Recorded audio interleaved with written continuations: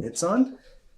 I have a little intro I'm going to do, and then I'll kind of open it up and ask you the first question.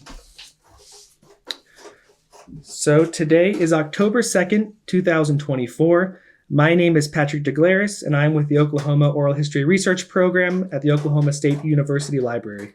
I'm here in Tulsa, Oklahoma, talking with Mr. Orlando Hazley, retired educator and 1960 graduate of OSU. He's received many honors, including the OSU Black Alumni Association's Trailblazer Award, and was inducted into the Oklahoma African American Educators Hall of Fame. Mr. Hazley's previously been interviewed about his time at OSU as the first Black letterman and as a world-class sprinter for our O State Stories project. But today we're going to talk a little bit more specifically about his time at OSU as a founding member of the Epsilon Epsilon chapter of Alpha Phi Alpha on campus, as well as his career as an educator. So Mr. Hazley, thank you for talking with me today. You're welcome. Okay, so I know you shared a lot about yourself in your previous interview, but I wanted to just start and ask if you could introduce yourself and just tell me a little bit about your background. I'm Orlando Hazley, born in Enid, Oklahoma, 1933. Attended elementary school there, junior high school. I then transferred to Seattle, Washington. I lived there for 4 years, returned, finished high school at Booker T. Washington High School, Enid, Oklahoma, in 1952. After that, I went to Langston for 1 year and wasted my mama's money. I got out of that. I was drafted in the Army in 1954. Spent 2 years in the Army. I was a clerk typist, served on the island of Guam. I was there for 18 months. I also played football there. I ran track there, and that's how I got my scholarship. I was attached to the Air Force. I was in the Army, but I was attached to the Air Force. It was called Scarwolf, special category of the Army with the Air Force.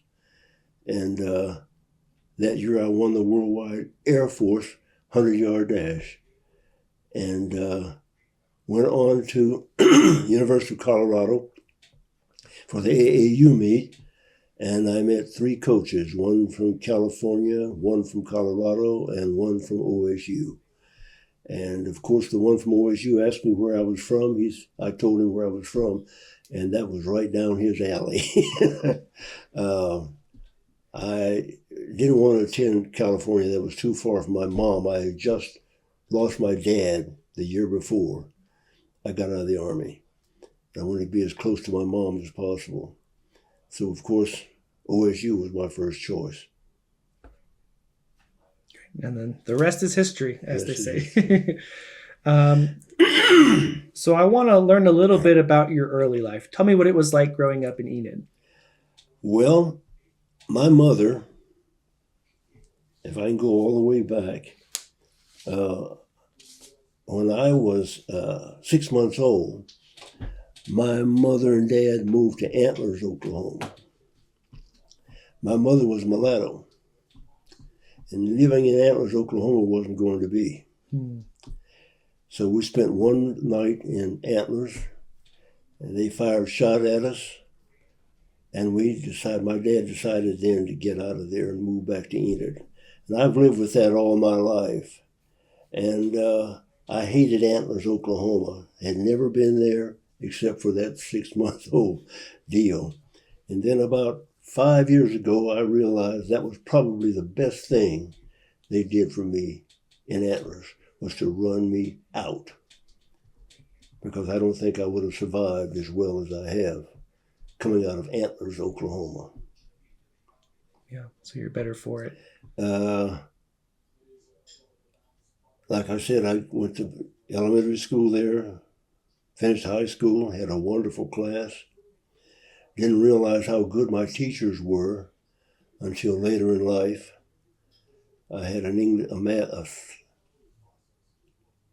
vocal teacher, music teacher that I despised because I was afraid of her. But she started me singing, and I ended up a vocalist. And I've been a vocalist ever since. And went to Langston University in 1952, like I said. wasted my mother's money, dropped out, drafted in the Army, all that all over again. Yeah. Went to OSU. I had a wonderful 4 years. I started over as a freshman, and I had 4 wonderful years there. I got married while I was there. My first wife, Velda, from Hennessy, Oklahoma, around Hennessy, 7 miles west of Hennessy. Okay. And we have 2 children, boy and a girl. The girl lives in Orange, Texas. She married an OSU. She went to OSU. She married a boy from OSU. And my son went to OSU and 2 other schools. He went in the Army and all that sort of stuff. Mm-hmm. And, of course, we settled here in I went to Moon Junior High School, like I said. That was the greatest challenge of my life, was that first year teaching. Really? Because I met some of the sharpest kids I'd ever seen in my life. And they challenged me. They challenged me so that I didn't want to go back the next year. Actually didn't. Mm-hmm. And during the summer, I wouldn't even drive by the school. I hated it so. Oh, that's interesting. Yeah. Oh, it was tough. They challenged me. That was a brilliant bunch of kids. Well, I want to back you up because we're going to spend a little bit more time in Enid before we move on. Okay, so, okay. So I wanted to ask, so you talked about attending school in Washington. At the time, we know it was segregated. And did your family live in like the Southern Heights East Park neighborhood area? Do you know? Like, talk to me about what Enid was like at the time. We lived at 456 East Iowa Street. Okay. Which is south of, south of downtown. Okay. South of downtown. I lived right across the street from an elementary school, and I wasn't able to attend. Oh, yeah. Mm-hmm. I mean, right across the street, mm-hmm. and wasn't able to attend there. But I lived in a good neighborhood. Knew some wonderful people. I didn't realize how fortunate I was. My dad worked for the Santa Fe Railroad, and I never wanted for anything. And my mother was always giving people things, mm-hmm. and I couldn't understand that. As a matter of fact, my siblings got in a fight with the people across the street because my mother gave them our baby bed. And I still remember that bed myself. Mm-hmm. And but it was a wonderful life. My mom kept us kind of separated from any kind of problems I might have downtown. Mm-hmm. I didn't go downtown until I was about 9 years old. Went to my first movie house downtown. Had to sit upstairs. I couldn't understand that. If I didn't like somebody, I'd put them downstairs and I'd sit upstairs. They did just the opposite. Mm-hmm. We were upstairs. And 10 cents to see a movie. And that kind of thing. Mm-hmm.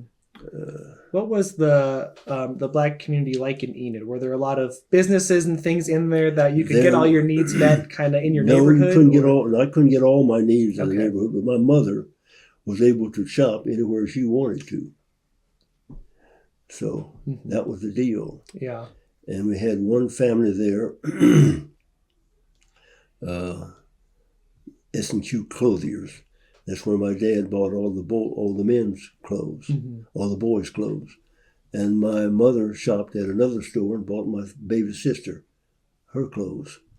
And I never had a chance to go in those stores until I was 16, 17 years mm-hmm. old.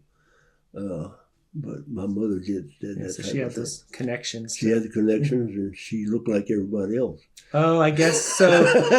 Okay, so because she was mixed race, she was able to kind of. Yeah, she they didn't bother her. Mm-hmm. So that's interesting because you mentioned the antlers story, and then you talked about in this way. There's that kind of opportunity she had, this positive opportunity to shop. Okay. Right. As a matter of fact, my dad and my mom never went to town together. Mm-hmm. He bought the groceries. Brought them home, mm-hmm. and she would go and do shopping and stuff like that mm-hmm. until my sister was born. Now, when my sister was born, my mother started. She would take her downtown with her. Okay, but she would never take us. Mm-hmm. And so you had to be strategic then, and yeah, mm-hmm. That was our maneuver. Yeah. My mother's maneuver and Dad's maneuver. And it worked. It worked for us. And of course, I played athletics at Washington High School, played football. I was never a basketball player. And did well. Didn't learn the game. I just was able to play. I didn't learn the game until I came to Tulsa. And I found some newspaper articles. You were pretty good. The team was great. I saw you whooped a few teams. I saw Geary. There was one game you blew them out like 40-something to 0. And Yeah. We had a good team. We had some good guys. As a matter of fact, if we had been in an integrated situation, we had 5 or 6 guys that I went to school with were as fast as I was. And they were larger than me. And we could have had one hell of a track team. Or if we had been at Enid High and joined with those guys, we would have had a super track team. But of course, it's because of segregation. Yeah, football was one of the main. Yeah, those guys. I was with some guys who were great athletes. There was a guy named Elwood Cole, who was a hell of a baseball player. Another one by the name of George Lawson. His dad was a teacher. His stepdad was a teacher at Booker, Washington. Okay. His name was Herman Patterson. And those were some super athletes. They were a lot better than I was. My brother was better than I was when he came along. I think I saw the name Frazier. Was there a Frazier too? Yeah, Frazier passed away 2 months ago. Oh, okay. In DeSoto, Texas. I attended his funeral. He was a quarterback. He was one of the smallest guys on the team, but he was a quarterback. And he was tough. He was a tough little fella. Yeah. So you mentioned Herman Patterson, and that name stands out to me because before he went to Enid, he was in Stillwater at the Stillwater Washington School. I don't know if you knew that. So he was a teacher there in the 30s and 40s. Yeah, I didn't know that, but because there's some Lawsons, those folks that live in Stillwater, so he relocated, I guess, to become coach and a teacher at Enid's Booker T. Right. He was also a veteran, and of course that's where he met his wife. His wife was in Stillwater. That was her second husband. Okay. Mrs. Lawson. She was a beautiful, wonderful woman. And that's how he met her. He probably met her at Langston because she lived south of Langston, a little community south of Langston. Okay. And I can't remember the name of it now. And so that kind of you've had connected some dots. Connected some dots for me. I figured out now how that got. I saw that name and I was like, that name's familiar to me. And I looked it up. Sure enough, yeah, he came from Stillwater. So tell me about him. What was he like? He was very nice. He was originally from Hennessy, Oklahoma. His people were farmers, and very quiet, very well disciplined, and made sure that you were, and but a kind person. My brother was a super student of his in woodwork, and as a matter of fact, was a state champion in woodwork, working under Mr. Patterson. Really? So, what made him go to Woodward? Who? Your brother. So, my brother. How do you end up in Woodward? We had a woodworking program at the school. Oh, woodwork. I thought you said Woodward, Oklahoma. No. Okay. Woodworking. Sorry, that sounds like something I would say.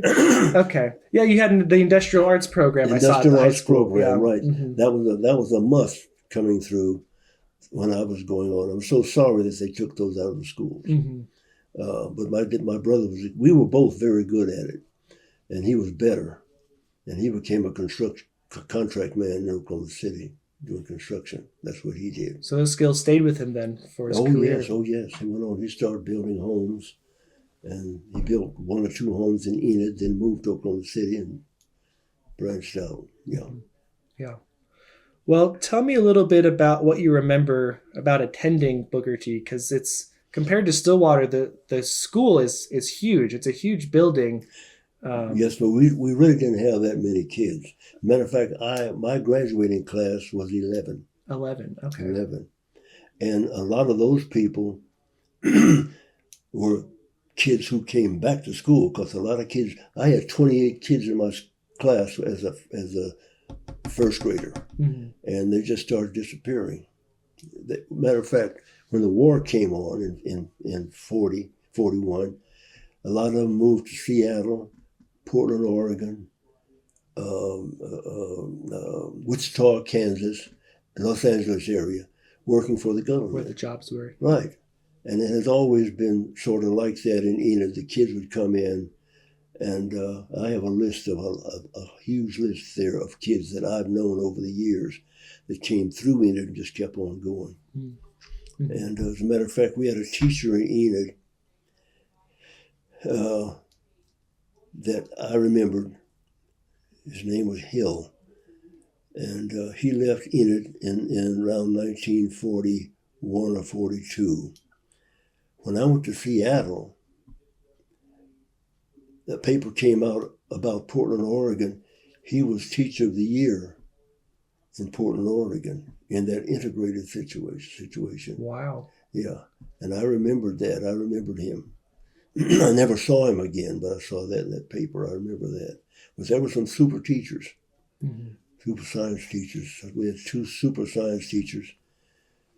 English, that's one thing that those teachers stressed was literature. In English, I've never given up on that. I still love that type of thing. But people don't go in for that right now. That's not the thing. You know, mm-hmm. Poetry, beautiful literature. Elizabeth Barrett Browning. You don't hear that name anymore. And her husband, you know, Browning, and you don't hear about that stuff very much in the schools anymore. But that was crammed in our throats, and music was another. We had one group in Enid during my time who sort of put our choir together. They were called the Musical Mitchells. Leona Mitchell, who was the opera singer, mm-hmm. came out of that family. Okay. And one of her sisters was a soprano, one was an alto, and her brother was a bass. And so you just link into those people, and they'd form your choir for you. Mm-hmm. Did you know the Mitchell family? Oh, yes. Yes. I remember when they first moved to Enid. I remember that. They came from a place called Purcell. Now, I don't know where else they had been, but they came from Purcell, part of the Chickasaw Nation. And they moved to Enid when Ramona, which was my sweetheart, was just a little girl. I was about 8 or 9, and she was about 6. I remember her with that long hair, and they lived right next to my aunt there on Park Street in Enid. So yeah, I know the Mitchells well. Mm-hmm. And at that time, there were only 4 of them. And by the time I was grown, there was 14. They grew. Mm-hmm. They grew. But they were a wonderful family, and they were musical, very musical. Matter of fact, they called them the Musical Mitchells. Mm-hmm. And Leona came, I don't know, because of sync problems, the others didn't get the chances she did. But coming along, she went to Enid High School, took musical lessons, went to University of Oklahoma City University, and just branched, and then ended up Metropolitan Opera House. Mm-hmm. Wow. So yeah. Yeah. What do you know about your family's history in the state? My mother was my mother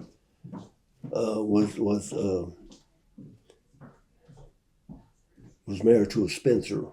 She's from Greenville, Texas. And she was married to a Spencer and got to Enid around 1917, 18, something right in there. No, a little bit later than that. Because my oldest sister finished high school. She was a Spencer. She finished in 1935. Okay. My grandmother was a teacher also. My paternal grandmother was a teacher, and her husband. And my dad was born in Bryant, Texas. And he'd been everywhere. He always told me to go to Atlanta during the time Martin Luther King was there. I'm not a Martin Luther King person, so I would never go to nothing like that. I'd have been dead a long time ago. So no, that wasn't my bag. Mm-hmm. But he always wanted me to go to Atlanta, and so they came along, and then they got together. My mother lost her husband. He died of blood poisoning, and my dad and mother married in 1933. Okay, right around when you came. Well, now that's 32 is when they married. Okay. I was born in June. Mm-hmm. And at that time, there was a pretty good community there. We had businesses in our community. We had a barber shop with 3 chairs. I remember that. And that man that owned that barber shop also owned a cleaners and a wash house. You could bring your things there and get them washed. There was a man next door to him. He owned a barbecue place. And then on Market, we called Market Street, it's not Market Street here now. It's named after one of the astronauts. He owned a huge business there, restaurant, and all that sort of stuff. So that's 3. There was another one. Do you remember any of their names? Yeah. Damn it, you would ask me that. It might come to you later. Yeah, because I know them. Mm-hmm. I know them. They'll come back. If you ask me all of a sudden, boom. Mm-hmm. Baker owned the barbershop. Okay. He had 2 barbers in there. Zach Williams was one of them. I met him years later after he left Enid and went to Portland, Oregon. And I met him. And he remembered me, although he hadn't seen me since I was about 6 years old. Mm-hmm. Wow. He told me, say, you're my mama's name was Jenny Lee. He said, you're Jenny Lee's son. That's what he said. Wow. And he was right. He knew me. And at that time, I was married and had 1 or 2 kids, but he knew me. Mm-hmm. Because my wife had people who lived right across the street from me. They were from Enid also. Okay. So did you meet your wife in Enid first? I met my wife. Yeah, I met her in Enid. Okay. Mm-hmm. But she was from Hennessy. And she was from a family of 7 kids. 7 of them. I wanted to ask, you mentioned people relocating to the Northwest or just kind of leaving during the war. I know you spent some time in Washington. Yes. Could I ask what made you leave and come back? What made me come back? Well, why did you leave and what made you come back? Well, my dad let me go. My sister lost a son. He drowned in El Paso, Texas, as a small boy, and it was a disaster. And she had a younger daughter, and they wanted somebody to come to Seattle. They moved back to Seattle. They'd been there before. Okay. Moved back to Seattle and kind of be a companion with the daughter. And my dad let me go. I was the oldest boy, but he let me go. And I went up there and I spent 7th, 8th, 9th grade and 10th grade up there. Okay. And was that an integrated school? Or? Oh, yeah. Seattle. Oh, yeah. Yeah. So that was I went to school with everything. a different experience for you then. Oh, what was God, that yes. like? That's the first time I'd ever seen a Chinese, a Japanese, a Russian, Italian. Mm-hmm. I lived right next door to an Italian family. And the Marinos, I lived right next to them. Italians up on the hill. Met my first Chinese, first Japanese. One of my best friends was a Japanese boy named Masaru Uno. I'll never forget him. And I lost track of him. I've been to Seattle a number of times, but I couldn't find him. Mm-hmm. And for the first time, I met a Jewish kid. I didn't know what a Jew was. I met a Jewish kid, and he's now a millionaire in Seattle. He's in real estate. Wow. His name was Morris Pehaw. Okay. I'll never forget him. So I sat right next to him in science class. And that was the first time I'd experienced that. And then I had a teacher that was a Jewish teacher. Her name was Firestone. She was an English teacher, and she was wonderful. And she had a son-in-law. His name was Albert Alley. And Albert Alley was an actor in Los Angeles. I don't know if he ever was ever in any movies, but he was in soap operas for kids, Sea Hound, stuff like that came on in the evenings. It was only 15 minutes. Yeah. But boy, we'd run like hell to get home to listen to that 15. There were two of them that I remember. Sky King, Sea Hound, and something else. Mm-hmm. That came on with Pepper Jones' Family and all the rest of them for adults. And Albert Alley was one of the actors in that. Okay. And I remember that. So I got a chance to meet him. And that was kind of a disappointment. And the only disappointment was he and I were about the same height. Listening to those things on TV, you think you're looking at a big Superman. Yeah, larger than life figure. Yeah, and I saw he was those guys. Oh, yeah. Yeah. So that's an interesting few years to stay abroad and experience kind of what an integrated kind of environment looks like. Oh, yeah. It was fabulous. It was fabulous. And just a bigger city, because Seattle's huge compared to Enid. Huge. Yeah, my junior high school had over 800 kids. Wow. And George Washington Junior High School, right off of Jackson Street, right behind the Wonder Bread Bakery. Yep, and I ran track up there in junior high and played flag football, and met some great kids, great people. One of them you would know, if I can call his name, it'll come to me. Lord, his name was Jones. Quincy Jones. Oh. Quincy Jones was a senior at my high school. Wow. Yeah. Quincy was a senior. I only met him once. And he was surprised. He's not a big guy either. He's little. And he could play any instrument.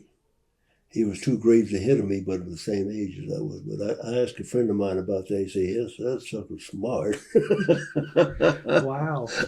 Yeah. Mm-hmm. But his brother Lloyd and I, we went out for track together. But I transferred before I ever had a chance to participate. Mm-hmm. Gotcha. And, so sounds like your earliest kind of experiences with track was your time in Seattle. That's right. Okay. That's right. Interesting. Mm-hmm. So let's go back. So you come back to Enid. Tell me about teachers that you remember. We talked about Herman Patterson. He was your coach, and then did he also teach a subject? That was his subject. He was just okay. So he was coach. Okay. Yeah, woodwork. And woodwork. Oh, industrial arts. You're right. You said that. Okay. Woodwork. Okay. And what about any other teachers that you can remember? Herman Owens. Herman Owens from Sapulpa. He was our music man and also my mentor. And so his wife, he was great. And I had a teacher by the name of Wilson, Sophie Wilson, who originally, I don't know where she was originally from, but she married a guy from a place called Dover, Oklahoma. But she was fantastic. Then there was Myrtle McSwain, music teacher. I didn't like her, but goddamn, she was good. She was intimidating. She's intimidating, but she was good. She was good. And then we had I can't think of her name right now, but we had a super science teacher. We had 2 of them. They came through there. And one left and went to Oregon, and the other one came in. And I can't think of her name right now. I don't know why. It's age, but she was fantastic. And that's where I got involved with science. Okay, I wanted to ask because I know that was your subject for a long that was time. my subject. Yeah, I loved science. I loved science when I was in junior high school. I had some good teachers in junior high school. I don't remember their names, but I got involved there. But when I went to Enid, boy, this old gal, she didn't play. She didn't play, and she was kind, but you had to work, and she was fantastic. She passed away about 5 or 6 years ago. But she was very strict. You mentioned science. I saw a newspaper article. I don't know if you're going to remember this. While you were attending Booker T, where you accidentally dropped some chemicals and may have started a small fire. That's in there? That's right. Yeah, do you remember that? No, do I remember? I didn't start the fire. It didn't start a fire. Okay. It was, it formed a gas. Oh, okay. It was liquid until it was out of that bottle. It formed a gas. Lucky it didn't kill me because it was used during the Second World War. Oh, okay. yeah. I can't remember the name of it right now. Was it bromine or something? It was bromine. Okay. That's exactly what it was. Red in color. I'll never forget that. And I knocked that off the shelf. And it came right up in my face. Boy, it knocked the hell out of me. Yeah.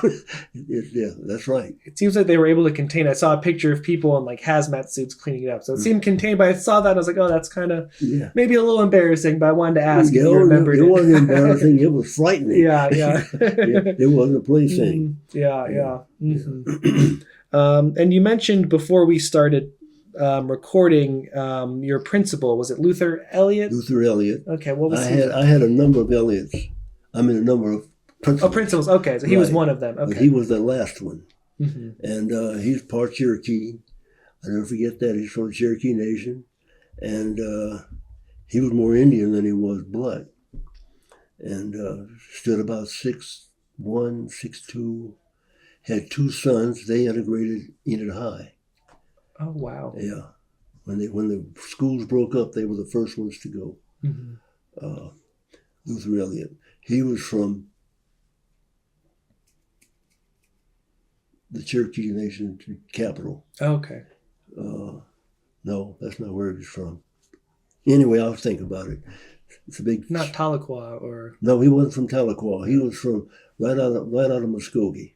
Okay. I'll think of it pretty soon. There's a big national cemetery there. But he was good. He was a math teacher. And he was very good. Very good. Very quiet. I used to go hunting with him. He was a hunter. He liked to hunt squirrel.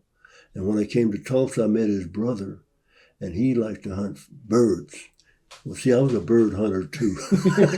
I like pheasant and quail. I like to hunt pheasant and quail. So he and I would go hunting together, and they were great. So what were you like as a student? Were you a troublemaker? Were you straight A? What were you? I was never straight A. Okay. Only class that I ever made good grades in was science. Okay. And math. I was good in math until I got to algebra. And I still resent that because I am very good at basic math, all the way up to algebra. When I got to algebra, I could not understand a negative number. I couldn't fathom a negative. I never understood that.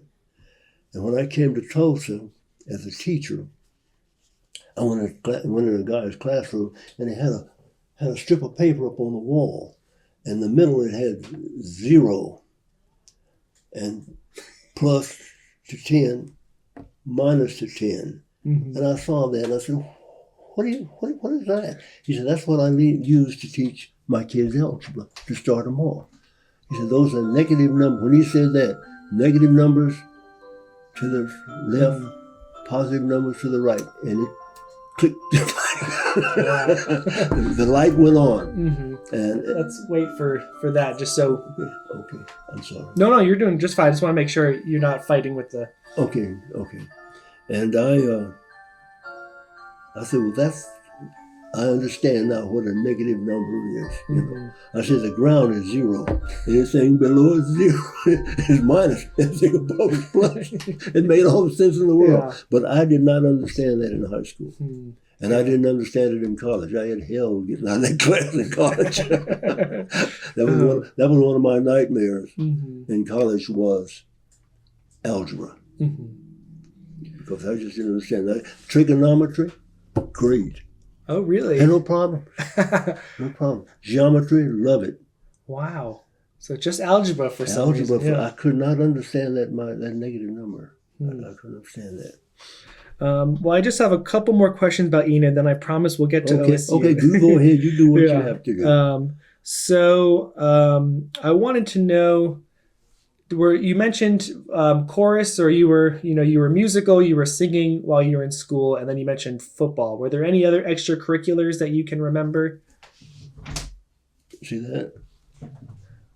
Oh, is that from your time in? I carved that. I carved wood. Is that from your time in school? No, I did that right here in Tulsa. Oh, okay. So I didn't realize I could do that until I started teaching. Yeah, I'll make sure to grab a picture of that after. So, okay. I didn't realize I could do that until I started teaching. Yeah. And I carved a little piece of wood at Moon Junior High School that I saw in a mechanical book. I carved it. And I didn't think anything about it. I just put it up on the shelf. And when I got to Tulsa, I started messing with wood and decided to take some lessons. Well, I'd already carved 2 or 3 pieces before I ever took the lessons. I took lessons for about 6 months, and then I just started carving. And that's one of my hobbies. Okay. It's carving wood. Yeah. So I got 4 more projects I need to do before Christmas. And that's all what you learned from school. Yeah. So one of my last questions about Booker T was, I know it's still there, it's a community center now, but can you take me back? You are a student going to school. What's it like going up the steps and going through the doors? Describe the school for me once you walk in. As best as you can. Let's see. What can I say? I entered the school from the south door. Okay. Carver wasn't there then. That was, I think, after your time, right? That's after my time, right. And go up to the steps. And my class, my first grade class, was the first class to my left. That was the first grade class. Second grade class was right across from that. Third grade class was down the hall on the west side. And then there was the music room. That was the hell room for me because I didn't like the teacher. And I really didn't become a good student until I got to 4th grade and met this lady by the name of Sophie Wilson. And right after her, I had a lady by the name of Thelma Neely Shaw. I had her 5th and 6th grade, and she was wonderful. Her husband was a barber, and he was a nice guy. He was a nice person, you know. And so I had some wonderful teachers. But I was just a little kid, and the bigger kids would kind of take care of us, you know. The girl by the name of Darcelene Thomas, never forget her name. She was about 3rd or 4th grade, and she'd come in there and play with the kids, me one of them, 1st grade. I was a little guy. I always was small. Even when I was in the 7th grade, I was about 4 feet 7.5 inches tall. Wow. I was a runt. My brothers outgrew me. I have 2 brothers. I had 2 brothers. And but the school was very well disciplined. Had some wonderful people came out of there. I had a family named King. They were known for academics. The oldest boy's name was Maurice, and his fame to glory was that he read every damn book in the library. And I looked at all those books and figured, how in the hell did he do that? But then his brothers came along, Marshawn and Milford. They were sharp. Marshawn was sharper than Milford, but they were very bright. I think Marshawn started off in the first grade with me, and he finished 2 grades ahead of me. He passed away 2 years ago. All of them are gone now. But they were known for the academics. We had another guy. He was a Wilson musician, piano player. He got a job at Bishop College in Texas, and he was there until he retired. Wow. And he was over 6 feet tall and extremely good on the piano. Matter of fact, the lady that was our music teacher, she had 2 daughters. One of them ended up at Bishop and the other at Lincoln University in Jefferson City as music teachers, piano specialists. And so there was some sharp cats came through there. I remember that. and we all wanted to be like them. Mm-hmm. Yeah. You know? So there was a high standard of education. Oh, it was a very high standard. And music, I had a problem when I became principal of McClain, I had a problem with that. All my kids wanted to sing gospel music. Hell, I didn't grow up with gospel music. The only gospel music that I like it when I hear it, but I'm not a gospel person. Mm-hmm. But I like to hear it. And Rosetta Thorpe, which was a woman that lived 100 years ago, she was the great gospel singer. And then there were others that came after her. Mm-hmm. Rosetta Thorpe played the guitar and sang music. And I remember that, and we loved that. My aunt, my dad's baby sister, was a gospel singer. And she traveled the country singing at church gatherings and stuff like that. But I grew up on classical music. And I loved it. The first piece I heard remembered was a piece called Warsaw Concerto. And that was played for me in the 7th grade. And it was so beautiful that I started getting into it. Then I started taking vocal lessons. Matter of fact, I took vocal lessons from a guy by the name of Plaster at Phillips University in Enid. And then there was a private teacher downtown that I took lessons from, and I don't remember her name. She got a hold to Leona, and Leona, that's how Leona made her living. Okay. And she was a good vocal teacher. And but I learned from what I learned from those 2 people. Mm-hmm. And I sang with a choir here, the Rotary Men of Note. I sang with them for 20 years. And I just love classical music. Yeah. And good music. I like the pops. I like popular music. I like what Nat King Cole sang and what Frank Sinatra sang and people like that from my day, you know. And we had others too. Marlon Alonzo was was my favorite until what's his name? Damn it, just passed away a few years ago. He became my favorite.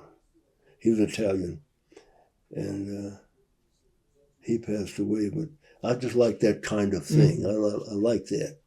But I have changed a little bit because I do like music that I hear today. There are certain songs that I hear that make a lot of sense. There's one that came out, it's called Papa Was a Rolling Stone, and I just love it. I just love it. Mm-hmm. I think that's one of the best. I think it's a classical piece of its kind, you know. Yeah. And, but I love music. Mm-hmm. I wanted to go back. You mentioned, so there was a library in the school. Yes. So you had a library, music room, industrial arts. Were those all on that main level? No.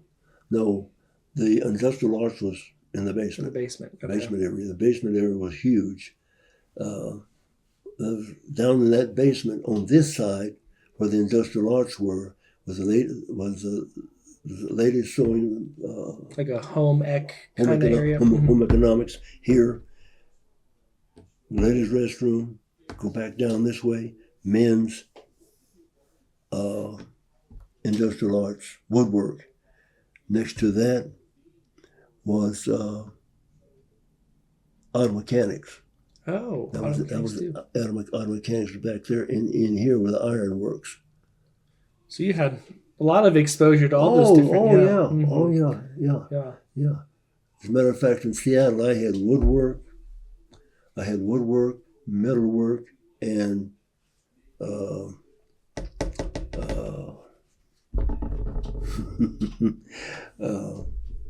drawing. Mm-hmm. Drawing patterns and stuff like that. Okay. Yeah, I had that under a guy by the name of Olson, a Swede from Minnesota. He was tough. Yeah. But I loved him. And I love him because the first class I ever cut, and the last class I ever cut was under Olson. And my sister was tough. She didn't play. And I cut that class, and Olson caught me. And he said, Hazley, he said, you have a choice, because he knew my sister, because she was always involved in school things. He said, I can call your sister and tell her, or you can take 3 licks from me. I said, yeah, I'll take them 3 licks. And I never cut another class. Yeah, yeah. Even in college, I never cut a class. Mm-hmm. No.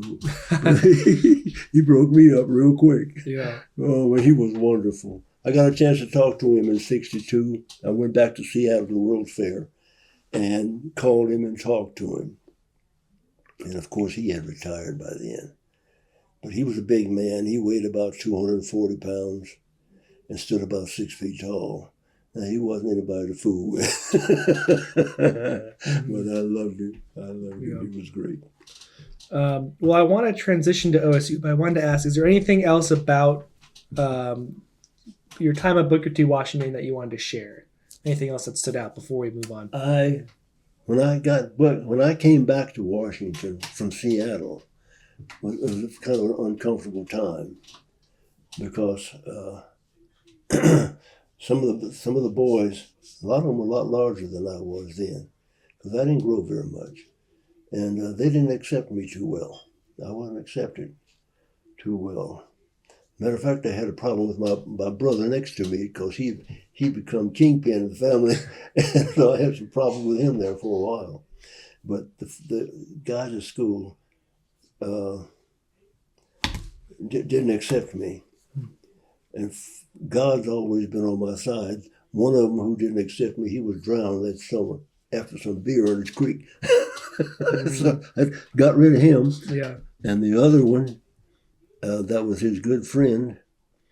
I went out for football, and I blocked him. And he came up to me and told me, "Don't block me anymore." And of course, the next day, I blocked him. And when we went in the locker room, I got a cramp. When in the locker room, he attacked me, and I found out he was a coward.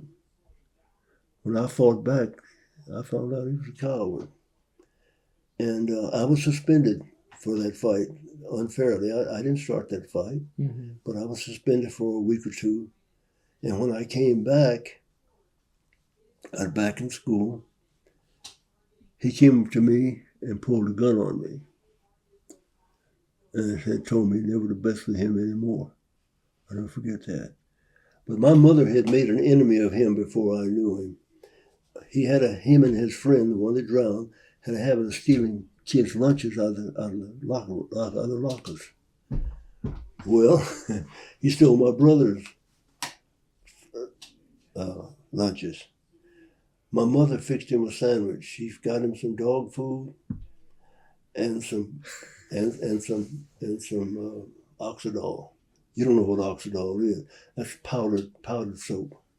Oh my And gosh. And he got that sandwich and gobbled it down. And it damn near killed him. He was so sick, he didn't know what to do. And I didn't know about it. Yeah. So when I told my mother, about these guys who were not friendly with me, she started laughing. I couldn't, because I didn't. She hadn't told me what the story. Oh my goodness! I said, Mom, I said, Eddie Vaughn, that was his name. I said, Eddie. I said, Eddie, because I grew up with him, you know, we were close. And I said, he doesn't like me anymore. He's not friendly anymore. She started laughing. So that might have had something to do with it too. And she told me what she'd done to him. I said, no wonder he doesn't like me. Oh no! Oh my gosh! Yeah, that was one incident, but I didn't have any bad incidents. Mm-hmm. There was another guy that was a bully. He was older than me. And but that was smaller. Mm-hmm. I got him off me quick. He only got rough with me when I came back from Seattle, but I had remembered that he was a bully, so he didn't bother me. Mm-hmm. And there's another family there, a huge family of cars, and beautiful people. I feel sorry for them because their daddy worked the hell out of them. All those kids worked. I mean, they worked like nobody else. And they were just friendly, good people. And one of the boys, Daryl, became my best friend. And he would tell guys, don't mess with Hazley. He wasn't a bully. Mm-hmm. You know, and because I saw him do something, because he raised hogs, his family raised hogs, plus they worked all over town, all the restaurants and things, they dominated those restaurants. And he told me, Orlando, I want you to go downtown with me to Penny's and pick up this garbage can. Okay. I went down there, I reached and got that garbage can. It was just like picking up this house. I couldn't touch. He said, get out of the way. And he reached and got that sucker and picked it up and put it on the trunk. God, dog. I knew then I was in a different party. He was fantastic. And I stuck with him through high school. Mm-hmm. He passed away 5 years ago. Mm. And almost all of my fraternity brothers, they were in my chapter, what do they call it? They went over with me. Yeah. All of them were going to 2 or 3. Mm-hmm. Well, yeah. Let's talk about them now. So so as you mentioned, you went into the Army for a couple years. Well, you attended Langston, then were drafted in the Army, and then eventually you come to OSU. Was it 56? 56. The spring of 56 was your first semester, right? No, fall. Fall. Okay. Fall. I went there in January. Okay. I got out of the Army in November, mm-hmm. December. I borrowed $150 from my friend in Enid and went to OSU. Mm-hmm. That was after you mentioned you talked to Coach Higgins, who set up the scholarship. Yeah, he'd already told me, when you get out of the Army, you come see mm-hmm. me. Yeah. So I went over there and he said, okay, he put me on scholarship. Wow. And the guy that, and everything went fine mm-hmm. After that. And, yeah. So you're in a new place now, Stillwater. Your first time there, I believe, yes, right? And yes. so, or did you play Stillwater in high school? Did you ever travel? Yes, we played against Ward. Yeah. Yeah, mm-hmm. They were tough. Yeah, was it Coach Watkins at the time? Do you know? Or that's right. That's mm-hmm. his name. Yeah. I have a story about him too. Oh yeah, tell me. when I started teaching in Oklahoma City, I learned my basketball from a guy by the name of Pyle. He gave me some books. He was the head coach of the junior high school team. Of Moon? Okay. At Moon, and they were good. And I was his assistant. Didn't know a damn thing about basketball. He handed me some books. I started studying the books, and then he always ran plays outside, whatever he had, he was ready for it. And when he moved up to be a counselor, I took his place as head coach. And the next year, Mr. Watkins came. Really? He'd already won a state championship from high school. Mm-hmm. In 56 in basketball. Yeah, they won the... Yeah. Mm-hmm. And here I am now, head coach. And Watkins is my assistant, one of my assistants. Boy, that was funny. I laughed. I had 3 guys who were my assistants. All of them were damn good basketball, either coaches or players. And they're a senior to you. It's not just because you're fresh out of college. It was funny. Now these other 2 guys were younger, but Coach Watkins, of course, was older. See, and I started because I had learned some things. Then by that time, I'm doing pretty good, but I'm still not up to their par with those guys. Yeah, and I laugh about that all the time. That I was head coach of Watkins, and he knew more basketball. It was really funny. Yeah. But if Watkins said something, that it went. I never. If he said, "Hey, this is the way I would do that," that's the way we do it. I never disputed him. So he had some authority. Yeah. Oh yeah, no doubt about it. The man, I knew him when I was in high school. I knew him, and we never beat him in football. Never, and. So I knew he was good at what he did. So no sense in, so he had a reputation even just as a student playing against him that they were a tough team. No sense in me arguing with him. No, don't waste your time, boy. Yeah. And we got along fine. And then when I left to come to Tulsa, he took over the basketball team. Okay. Yeah. So going back to you're on campus now. So it sounds like you came to Stillwater maybe to compete, but you didn't spend any time on OSU. It was just probably play at Washington School and then go back. So you'd probably been in Stillwater before when you were playing against in high school. Yeah, in high school. Yeah, so you spent time in Stillwater then, but not really. No, all you did was spend time enough to play the game and go and then you home. went back. Yeah. I didn't know Stillwater. I didn't even know where the campus was. Okay, so you're fresh on OSU campus. So what was it like? You were kind of there on your own. You're a little bit older than all the other freshmen, but I'm older than the other freshmen. There's one guy around the corner there. Was from Tulsa. Did you stay in Bennett? I stayed in Bennett Hall. Okay. Sure did. And did they pair you with another black student at the time? No, I was by myself. You were by yourself. I had my own room. 2 guys around the corner. One of them was that sucker was brilliant, but he wouldn't go to school, wouldn't go to class. And he was with one of my fraternity brothers that you showed me, Archie Harris. They were roommates together. And then I was right around the corner from them. Then down the hall is this other guy. And he finished college and became a fire ranger up in Wyoming or someplace like that, and has retired now. I'm not even sure he's still alive.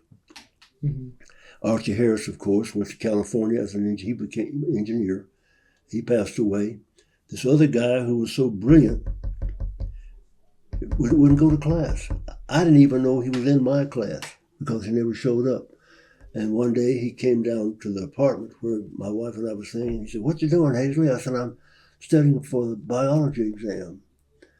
He said, "Well, why don't you take me over some of the questions, over your notes?" I said, "Okay." So I went through there, He was in my class. The next morning we had tests. He was there. I made 92. He made 98. Wow. But he was known to be. But he would not go to college. He would not go to class. And he finally dropped out. After I left, he dropped out. After I graduated. He was there that long. So he was there a while, yeah. He was there when I got there. He was there when I left. And he dropped out, went to Oklahoma City, got involved with drugs. What was that stuff called? It wasn't one of the drugs that's so popular now. It was, can't remember what it was. Anyway, he went to the zoo, and for some reason he decided to jump off in the pit with a lion. And he jumped off in that pit, and the lion disagreed. He didn't kill him, but he beat the hell out of him. They got him out, sent him to Norman, and he only weighed about 125, 30 pounds. This guy was skinny. And I feel so sorry for him. But, and his siblings were teachers. I worked with one in Oklahoma City, and a sister taught at one of the junior high schools, the elementary schools. But he was not, and he was probably smarter than they were academically. Mm-hmm. He was from Okmulgee. We can pause for a sec, just to let that ring.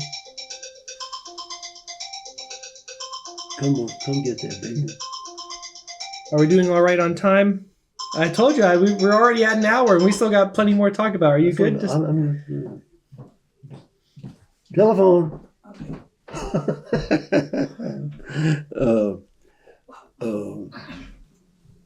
He went to Norman for mental problems. Got out and went back to Okmulgee. And I understand he gained enough to weigh over 300 pounds. But I never saw him again. Mm-hmm. Because at that time I was teaching here. And he was close to me. He liked to talk to me. But I didn't want to be bothered with him. Yeah. And that's hard. So I just left him alone. Mm-hmm. He died. He finally died. Yeah. Well, I want to ask, so how did you first get involved either with Lee Ward or with the fraternity? So tell me how that came about. Well, I knew of Lee Ward because I had met him.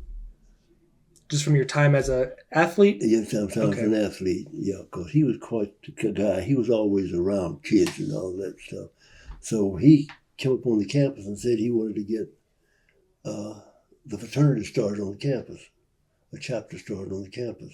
So he started talking to all the fellas and got us all together. And he wasn't by himself. There was another guy there named Henry Ponder. Henry was working on his doctorate at OSU, and he became president of Fisk University. Oh, wow. Yeah. Mm-hmm. And then there was another guy by the name of, well, I know the boy, Donald Simmons. Mm-hmm. Donald Simmons. He was from the Simmons family in Muskogee. And his dad was an oil man, the only black oil man in the state. And he had gone to a Jewish school up east someplace and had transferred to OSU. And he stood about 6'1", 6'2". And so those three guys got together and started working on setting up that chapter. And that was in the late 50s. That was early 57. Mm-hmm. And by the fall of 57, I said late 57, early 57, by fall of 57, they were ready to initiate the chapter. Okay. And so they called most of those guys you saw in that first picture. We met at the Booker T. Washington, whatever the name of that school was. I never really knew what the name of the school was. Yeah, it was, so they call it, I think it was originally a Booker T. Washington school, but it got shortened to Washington over the years. So most people just call it Washington School. Okay, Washington. Okay, they met there, and I had just gotten back from Kansas State University running an indoor track meet, and went back there, and we were initiated into that chapter in 57. And these are the guys who were initiated. If you want to read that Chinese. Yeah, well, I'll let you read it into the record if you'd like. Okay. It was Orlando Hazley, Curtis LeBlanc from Okmulgee. We called him Creole because he looked white all the way. You wouldn't think he was black at all, but he identified as black. Maurice Lee, Archie Harris, Alvin Logan, who moved to Iowa City, Iowa. A.D. Davis, who was a colonel in the Army, stationed in the Philippines, got involved in being at that rank. He retired. He married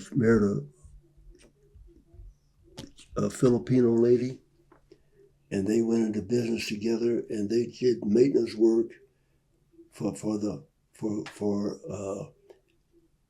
Army bases around the world. military bases. That was his living. He had a home in Los Angeles and one in the Philippines.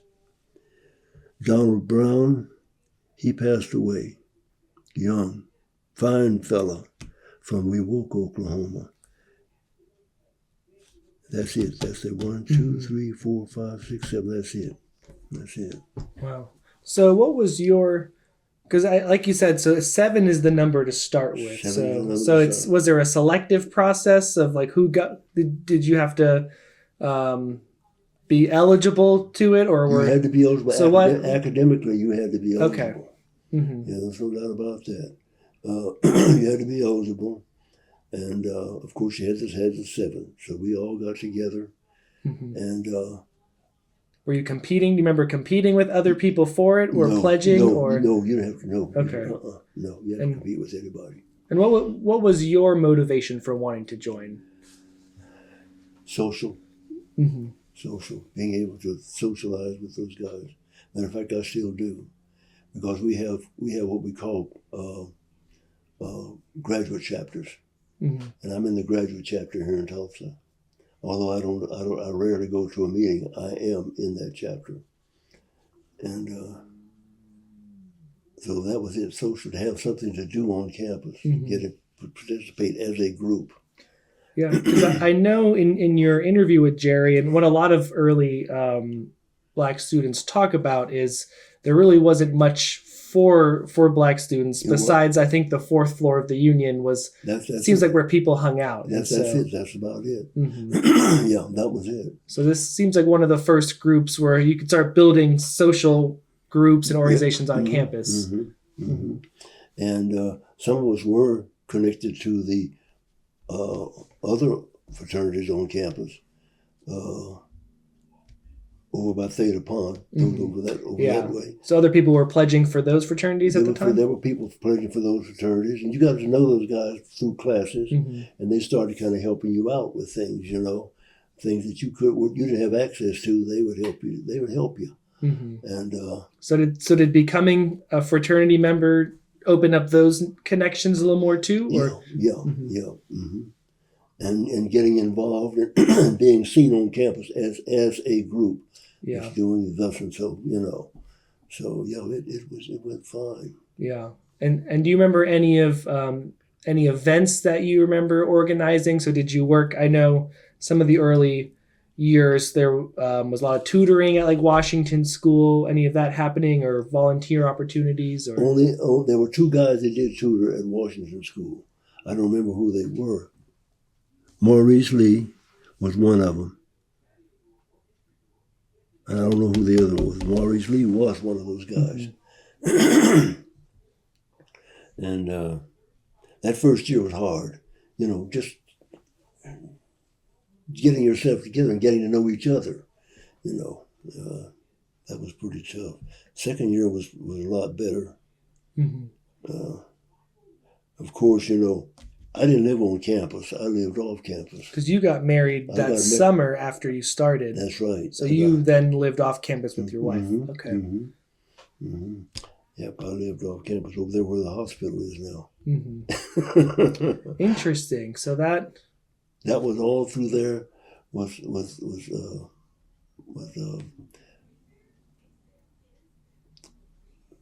apartments. Okay. All the way through there.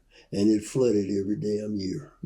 Yeah. It sure did. The whole Ville, the Black neighborhood flooded badly all the time. This was the Black neighborhood. So this was the north. It was just north of it. So that it was north and west. Yeah. Yeah, it was out there. That whole floodplain kind of starting there, going down. That Stillwater Creek or whatever it was right west of there. Yeah, 57 was particularly a really bad year. God. Yeah, there's pictures of that, and it's Yeah, I just open up the front door and let the water run, come in the bathroom, run across and run out. we stay up in the bed and watch it run. Oh my goodness! Yeah. It was tough that year.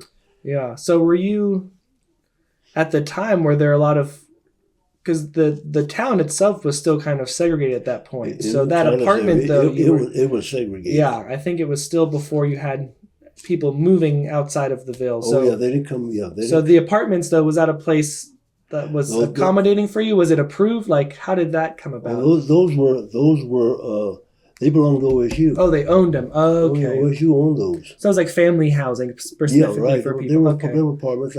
It's one bedroom, Mm-hmm. and Okay. I had neighbors.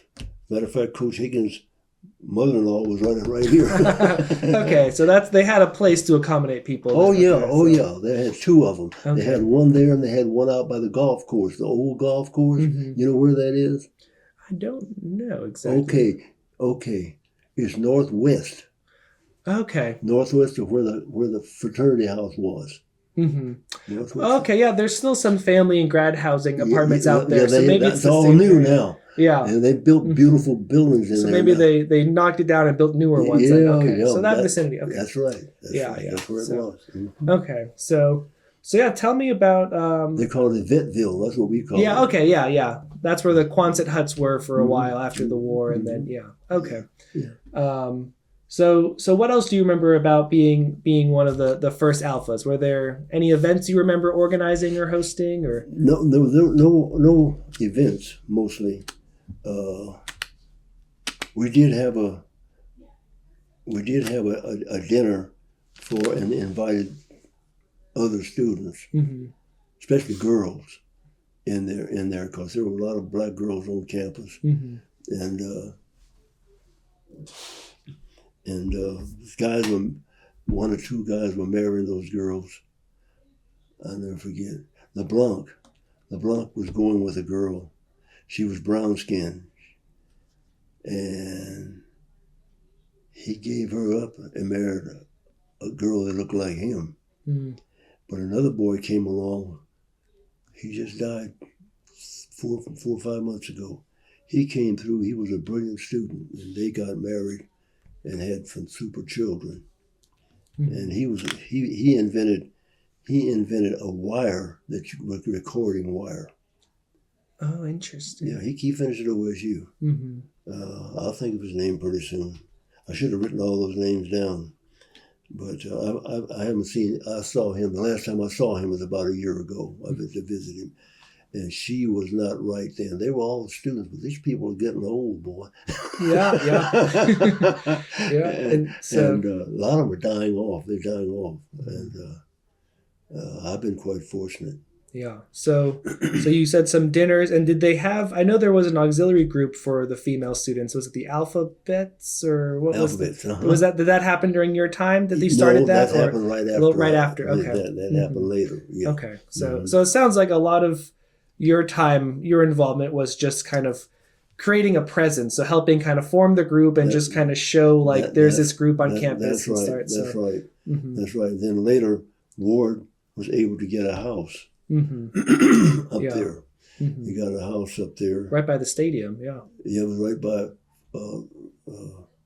Willard? No. It was Cordell. It was next to, let me tell you, it was next to Farmhouse. Mm-hmm. And at that time, Farmhouse was just a frame house. But now it's a beautiful building up there. Notice that. They got money enough to build. But ours was right next to it. As a matter of fact, it was on that corner. Yeah. And OSU, after OSU let us have that, they had a setup where you lived there, but you would pay your tuition, you'd pay your room and board. As if you were in a dorm, right? If you were in a dorm, you pay it over here. So some guys got smart after about, I don't know how many years it was, because I lost track of the time. Mm-hmm. But it was a number of years. They got smart and they wanted to collect the money all here and pay one big payment. And the OSU let them do it. And they started staying in that house. A lot of them started staying in that house for nothing. Mm. And that jeopardized it. And they came to me because they were going to lose the house. They owed $5,000. They wanted me to pay it. Mm-hmm. So I called Sam Pegues in Colorado and said, Sam, what would you do?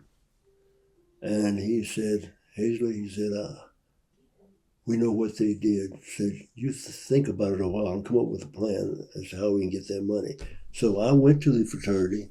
I told them, you give me the name All those guys who stayed here were in this dorm. I said, I'll pay it off. Because I was going to get a lawyer and get that money. See, and they wouldn't give me the names. So I said, well, you're going to lose the house. I'm not going to stop in. So they lost that house. Do you know about when they lost the house? No, I don't. Okay, that's okay. I remember the time. I just don't remember the year. But they moved that house south of Stillwater and on the left-hand side of the road, going toward Perkins.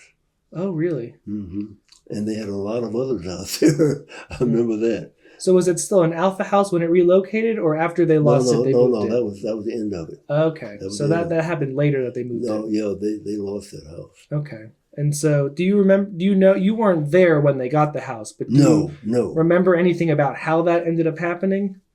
By them not paying that money. Oh no, how they got the house in the first place. So how they initially got it. Because somehow Lee Ward went to the university and dealt with them and got it. Yeah. Okay. Yeah. Because I remember there was someone in a previous interview talked about they tried to buy a house, I think maybe from the Catholic Church in the neighborhood, the South neighborhood. Okay. And there was an incident, I guess, where essentially once the neighbors found out who was trying to buy it, they weren't wanting it to be sold.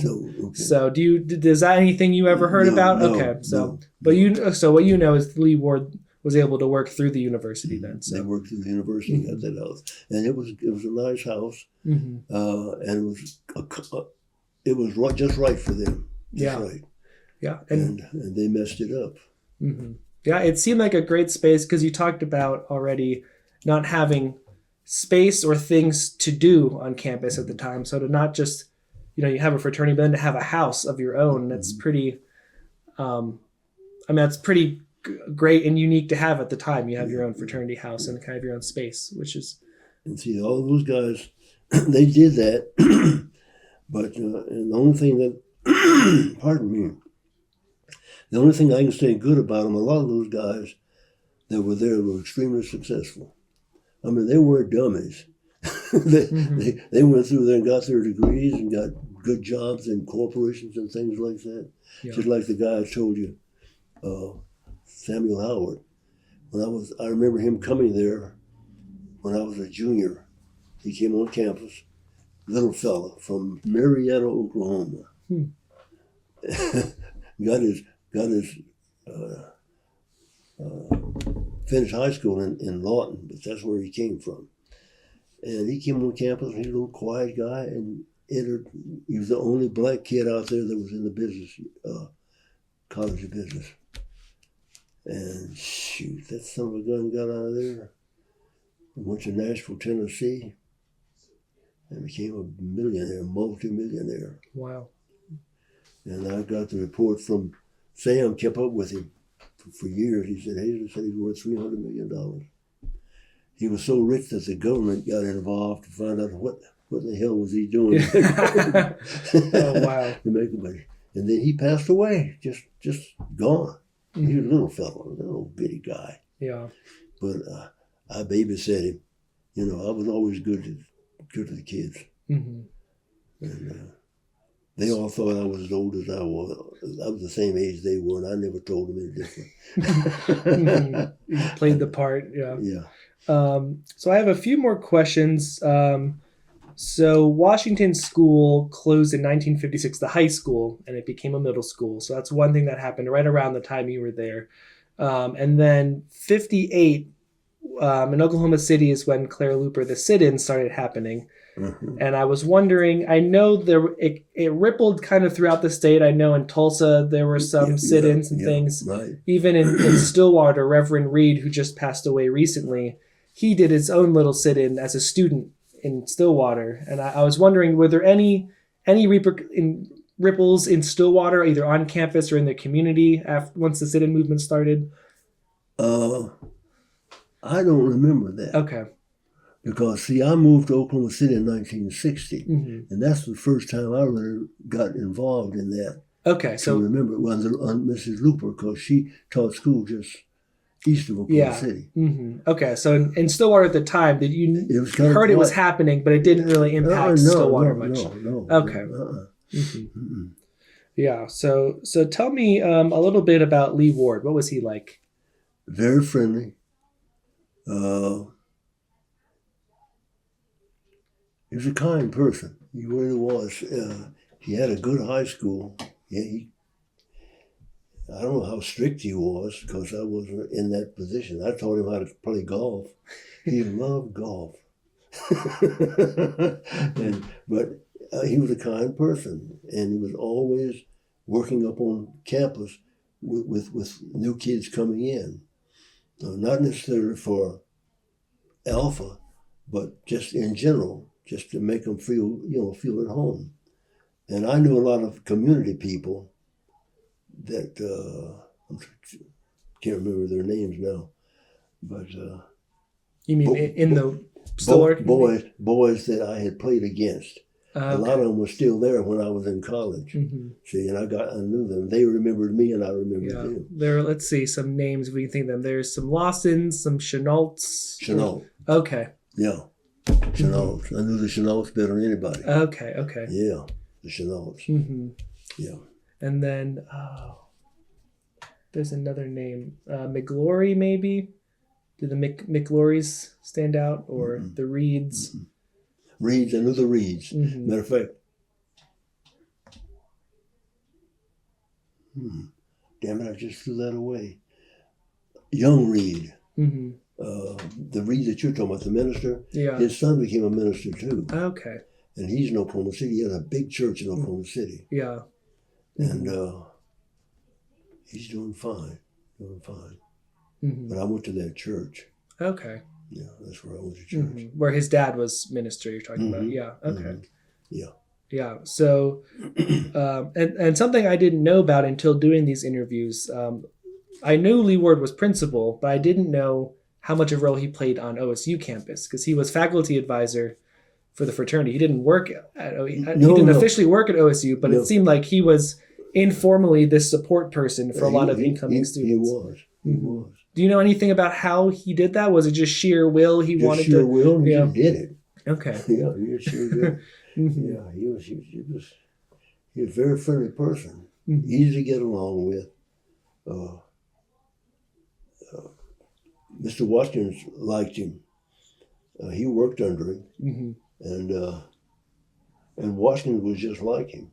Yeah. He was strict. I mean, those guys, they come up against there were some tough guys at Washington High School there, Mm-hmm. and still were some big people too. Mm-hmm. I never forget some little big boys, but they were just a good person. I knew Lee Ward, his wife, and his two daughters. Mm-hmm. One of them taught school here. Yeah. The other one is still in Oklahoma City, Mm-hmm. and Yeah, it's interesting because, like you mentioned, you didn't have him as a principal, but when we interview some of the students, they say he was very strict, kind of. I wouldn't doubt it. And so, yeah, so it's funny to hear kind of these two sides, because the students remember him as this very strict disciplinarian, Mm-hmm. but it's interesting I'm to quite hear sure he you. was, because his school was tough. Yeah. I mean, they had some super students come out of there. Mm-hmm. Did he ever talk to you about, so 56, the high school closed, and then it became a middle school or stayed a middle school for another several years. Mm-hmm. Did you ever hear about any of the things happening No. at that time? That wasn't kind of something he shared with you. No. When I interviewed Stanley Evans, he was a student kind of right after your time. And he, did you have a story? I saw that. I just like Stanley. Okay. He talked about something about that made Lee Ward special was, the 50s and 60s. It was before there were any specific people on campus to support Black students or new students in that way, like, advisors, counselors. It was before you had any type of infrastructure specifically to assist these students. Right. And so he said Lee Ward was kind of the person doing all of that. If there were issues that students had, they would come to Lee Ward and he would present them to whoever needed to hear it on campus. Is that a similar experience? Do you have any memories of No. I had things that happened to me on campus that I didn't realize until after. My advisor's name was Hamilton. Mm-hmm. I think that was his name. when I was a freshman, he gave me 18, freshman, I had 18 hours. You think he was trying to make you flunk out? Yeah, or? yeah, Mm-hmm. yeah. He did this. The same thing happened to Piggies. And I kept the 18 hours. The next year, he gave me, the next semester, he gave me 18 more. Hell, and I kept them. I didn't drop one damn class. And with Piggies, it happened a little bit different. He saw his advisor on the elevator about a year later, and he looked at him and said, "You still here?" Wow. Well, Piggies is a different personality than I am. He reads things faster than I do. And then it finally dawned on me that was the whole point, you know. But I survived. And the only thing that frightened me at OSU is when I was there, you had to take an upper division English exam. And I was only mediocre in English. I learned a hell of a lot. But you're supposed to take it at the end of your sophomore year. I skipped it and kept on studying and took it my senior year and passed it. And out of all the classes that I passed at OSU, that one was the one that I enjoyed the most because that saved my tail. Wow. If I hadn't passed that, I'd have had to go and take other classes. Mm-hmm. But passing that upper division English examination, and there's nothing wrong with the exam. It was me. You know, I wasn't ready for it. Mm-hmm. You know. Yeah. I tell people I was so dumb. I didn't know there was a difference between T-O, T-double-O, and T-O-O. I didn't. Mm-hmm. I didn't. But I learned fast. Yeah. And because when I was in high school, I had a girl who used to do all my work. All right. We took a quick break, and now we're back. So we were talking about your time at OSU, about, I think we were talking about some issues with advisors kind of trying to edge you out of campus a little bit, but how you stayed and how your friends stayed too. So I want to see, is there anything else about your time? Because when you interviewed with Jerry, he talked a lot about your track career. So we don't have to talk as much about that right now because he kind of covered a lot of ground with you. But is there anything else about being an Alpha, what that experience was like, or working with Lee Ward that you want to share before we move on to kind of your teaching career? Well, after I finished college, I stayed in contact with Lee, and of course, he kept me on the golf course quite a bit, and I stayed in touch with his daughter, who was a teacher here, mm-hmm. and she was a lot older than I. Was that Pearl? Oh, we have been here now. Mm-hmm. His daughter was a teacher here, and I would stay in contact with her. Let's wait just a sec for this to pass, and then we can cut this out. So you were saying you stayed in touch with Lee Ward and with his daughter Pearl, who worked in the city. Yeah, and I would go and play golf. Mm-hmm. And then, of course, he moved to Oklahoma City. And, of course, I moved over here, so it kind of split us up a little bit. Mm-hmm. I didn't get a chance to see him again, to participate with him and communicate with him not very much anymore. But he was a fine person. And I haven't gotten to, we do have an interview with Pearl, but it didn't come up in her interview. So he was principal until Washington School fully closed in the 60s. Yes. So what happened in his career after that? I don't know. Because he moved to Oklahoma City. I know he worked for Coca-Cola for a while. Was that his primary job at that point, or? I don't really know. Okay. Because I wasn't in contact with him, like I said. Yeah, that's okay. Mm-hmm. That much, and we never talked about what he was doing because I thought it was just vacationing. Yeah, I mean he was probably old enough to also, maybe he just retired too. Yeah. So, okay, so you graduate in 60. Mm-hmm. And you get a degree in physical education. I got a good degree in physical education, and did you know you wanted to be a teacher? Yeah, at that point. I knew that. Yeah, I Okay. was going to be a teacher. I got a degree in physical education, but I taught science. Yeah. I had more hours in science than I had in physical education areas. And so when I went to get a job, they said, "No, we want you to teach science." So I taught science at Moon Junior High School. I taught 2 or 3 physical education classes there too. Okay. 3 years I taught physical education over there. Then I got track coaching job here in Tulsa. And I taught science until I started moving up the ladder. Yeah. And I loved it. I loved it. And I loved my kids. And I had a great experience. When I was in the classroom, the kids brought up a question. Mr. Hazley, they're talking about dust blew up in an elevator in western Oklahoma. I said, yeah. I said, their dust will explode. And they said, no way. No way. I said, yeah. I said, dust can explode. So we argued over that during that period, and we went over some other things. I said, I'll tell you what, tomorrow I'll show you something. So they came in. I had a box about as big as this table is and about this tall.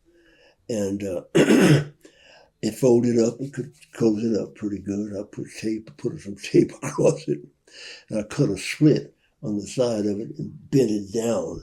I told one of the students, go down to the lunchroom, get me a tablespoon of flour. Yes, sir. He went down and got the flour. I had put a candle inside and lit the candle and put that flour up on that platform. Took a thistle tube and glued it, put tape on it, and put a rubber hose on it across the room. I said, I'll tell you what, I said, I'd never done it before, so I wasn't really sure it was going to happen. I said, this may explode. Oh, Mr. Hazley, they didn't believe me at all. I blew that flour in that damn box, and that box blew up. That box blew up, and you should have seen their eyes. And flour was everywhere. We couldn't see each other for flour. And my advisor came around the room. Hey, I said, what's going on? I said, we had a little experiment. I said, everything's fine. But I said, yeah. I said, fine dust will explode. I said, you see what happened to the flour? I said, the dust out of a vacuum cleaner. I said, it's most dangerous. I said, you puff it up in the room and strike a match. I said, it'll blow up on you. I never had another problem out of them with that. Yeah, they didn't question you again. No. But I was an experimental teacher. Kids that had a lot of experiments. I always had experiments made up for everything that we did. And they loved that. We'd separate water. We'd break it down to oxygen and hydrogen. We'd break it down. And they just loved that. They got a kick out of that. Yeah. And we were talking about weather. We had a weatherman here that was great. And he'd come out and talk to the classes. And I was telling him about how water, not how water, but how a cold front can come in and it would always drop under the warm front. They kind of looked at me kind of funny about that. I said, yeah. I said, it'll go under that water. So we had a fish pond. What do you call them? Aquarium. Koi pond. Aquarium. Yeah. And I've divided the aquarium up, and I put hot water on one side and poured cold water on this side. And when I pulled that lever and colored it, put dye in it, it was blue, dark blue, almost navy blue. And when we pulled that thing up, that cold water, you could see it. You could just dive in, and you had 2 levels. You had blue water down here and clear water up here. Wow. And boy, they looked I said, yeah. I said, that's how we got our rains and storms and things. I said, the heat comes up from the south, cold wave comes down. They're talking to kids, they like that. To see, they have hands-on, and I loved it. And I did that for a number of years before I became a counselor. Yeah. Dean of Boys, Dean of Boys. Then it moved on up to principal. Mm-hmm. So you get your start though at FD Moon in Oklahoma City, and what you said, it sounded like had tough, really great, challenging students. You were Academically. I didn't yeah. expect that. I didn't expect that. I thought I would have some problems with kids. I had 28 kids. They don't allow that now. I had 28 kids. I had a girl that sat in the middle of that class. She never smiled at me. Never. And they had a new math to come out that year called SMSG. It was a computer math. Base 9 or base 8 or base something. It wasn't base 10. And so I asked the class, I said,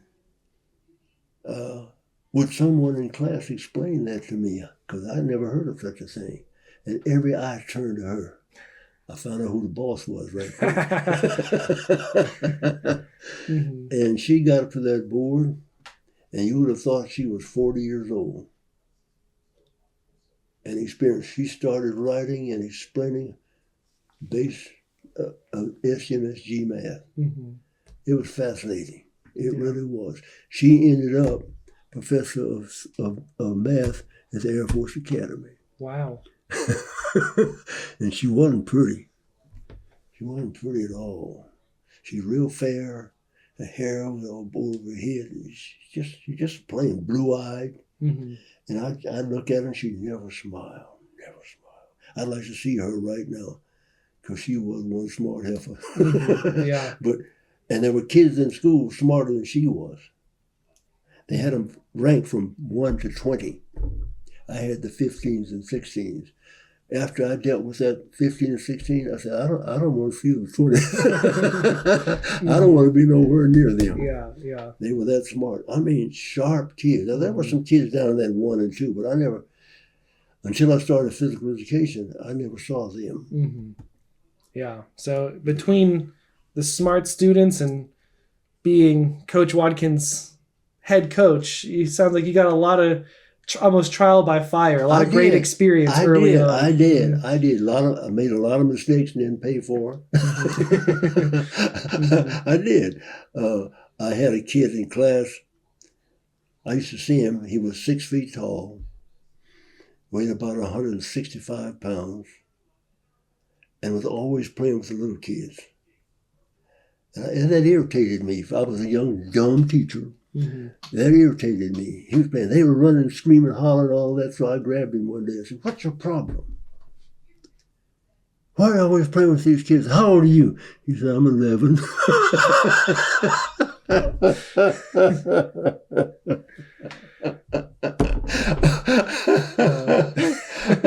Oh, God. 11 years old. And the whole lot larger. I looked at that big old boy. I said, "Son," "you go on and play and have fun and enjoy yourself." Oh, God, I'm telling you, that was a hell of an experience. And I had another kid. He was it was a shame. I felt sorry for him, but he wore his coat all the time. He didn't do anything, and I'm criticizing him, and not to him, but to myself. I'm criticizing. And I told one of my mentors, Alfonso Pyle, I said, "Mr. Pyle, I got this kid in my class. I said, he's pathetic. I said, he's not dressed, his clothes are dirty. He wears a coat all the time." He said, "Hey, what are you doing after school?" I said, "Nothing. What do you want to do?" He said, "I want to show you something." He took me across 4th Street in Oklahoma City, which is, that part is gone now. That's all, what do they call it?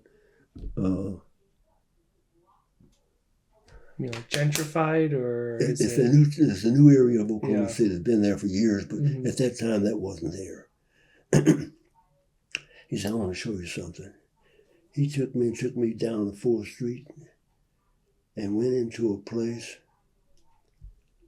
It was horrible. And he lived back in between. He said, "That's where that little boy lived." That hurt me so bad. my whole attitude toward that kid changed. And he got some good, clean clothes. I mean, things like that. Just, you know, just, it was pathetic. I didn't realize how bad off he was. And it sounds like, because I know later into your career in Tulsa, you started a lot of programs focusing on like truancy and really working more intentionally to meet children where they are and try to basically get more involved to ensure student success. And so it sounds like maybe that was a learning process for you throughout your career. Yeah, I stopped judging. I stopped judging because I also had a kid in my class who wore the best suits in town, had a tie, nice shirt. And one day I asked him to read. Couldn't. He was in the 7th grade. He could not read. And oh my God. I went to the counselors then and said, hey, something's wrong here. This boy, good looking kid. He couldn't read. And that was disgusting. But to look at him, you think, shoot, he's going to one day rule the roost. Yeah. I don't know whatever happened to him. Yeah. So you spent a few years at FD Moon, and then you left to go to Booker T. Washington, Tulsa. So, right. And Booker T, when you started, I think around 66. 66. It hadn't started desegregating yet. Not quite. I think it was around in the early 70s is when. Late 60s. Late 60s is when. Okay. Late 60s. So at that point, you'd still only been experienced teaching in all black schools. But tell me about your time at Booker T during that time. So you're there, you start, it's before it starts desegregating, and then they start bringing white students in. What was that experience like for you? Well, the first thing I realized when I got to Washington High School, I had to change my wardrobe. All the kids dressed. They were neat, clean. And I came home and told my wife, I can't wear these khakis anymore. I got to do. So I bought clothes so I could look like them. And it tickled me because they said Friday was dress-up day. Hell, they dressed up every day. What about this dress-up day? But that's the way everything was organized. They had students who were in jackets. When you go to the auditorium for programs, they would assist you to find a seat and all this stuff. I just shake my head. I'd never seen anything like that before. I mean, it was something else. It was beautiful. And I started teaching. I didn't have the sharpest kids. I had some kids that weren't up to par, but they wanted to learn. And of course, like I said, I always had a lot of hands-on stuff that made it interesting to them and excited them. So they were always involved. That's the key. And so now, like I said, I taught science all those years. I taught earth science. I taught physical science. I taught a health class. They called it biology, but it was a modified health class. That's what it was. And I taught biology and chemistry. And I had all these different levels of kids. I only had one chemistry class. And I enjoyed it. It was I coached track. I got lost interest in that after a while. I won one state championship with the boys. And I found I should have won one that first year. They didn't have any confidence in me, even though I could outrun them all. At that time, I was 32 years old. But I had one boy 2 years later change that. I put him in the blocks, and that was the last I saw of him. He ran 9.5 as a freshman, as a sophomore. Wow. And my God, he was fast. And he's still here. He's president of his class now. They still have big class meetings in this town. He's president of the class. So talk to me about when white students started coming in. What was it like starting to teach white students? It wasn't hard for me. Yeah, because Washington was interesting in Tulsa. At the time they started teaching white students, I was moving out of the classroom. Oh, so you spent maybe less time. Okay. Yeah. Because Tulsa's Washington School is interesting because it was one of the only ones in the state where you had white students coming to a historically black school. To a black school. Yeah. Yeah. I'll tell you what I did run into. Did you ever know H.J. Green? He's a graduate of Oklahoma State. He's a football player. And he was my principal at Washington. Okay. And let's see, yeah. He hired me as assistant principal at Washington. And we started getting all these white kids in. Well, what we started getting in some things that we hadn't experienced before. We started getting some drugs in there. And I didn't have to deal with that too much. It kind of took care of itself. Because I was dealing more with academics than I was with discipline. Mm-hmm. I did get into discipline later, but we did have some problems with that.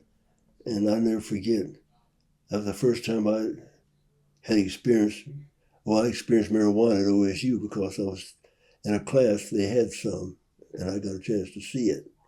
But I had never smelled it. But at Washington, I got a chance to smell it. And I never forget, they had some vacant houses behind Washington, a block from Washington. And the white kids would go down there when they had a chance. And noon, they'd go down. So I went down there. And they had some hashish. I didn't know what it was at the time. I saw a guy put something up. I went up there and got it, and it was hashish. Found that out later. And the kids started to run from me, and I called them. And I said, "There's a lot of things you can do." I said, "But don't ever run from me, because you can't outrun me. Don't try to outrun the track coach." He looked at me. I never forget. He looked at me so funny. And but that was one of our problems.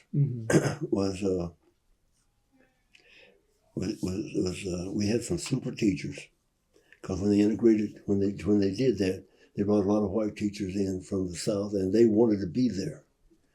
So it was a super bunch. And had one incident, because anytime you get in, keep people together, they're gonna get together.